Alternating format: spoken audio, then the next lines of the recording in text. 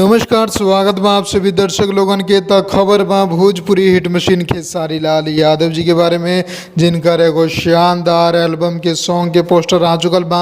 जौना गाना के नाम बा सैया के मुस्की। जी हाँ, सैया के मुस्की गाना के नाम बा। खेसारी लाल यादव जी के आवाज़ में गीत लिखले बड़े अखिलेश कश्यप और मन्नू साहू, संगीत देले बड़े गोलू गुलजार और कंपोजर बड़े शुभम तिवारी।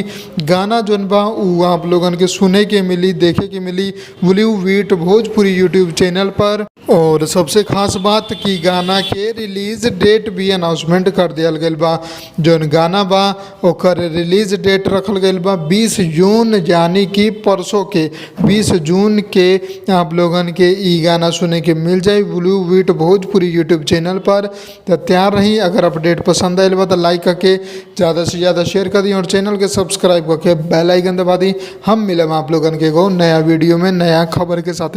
जय भोजपुरी, प्रणाम।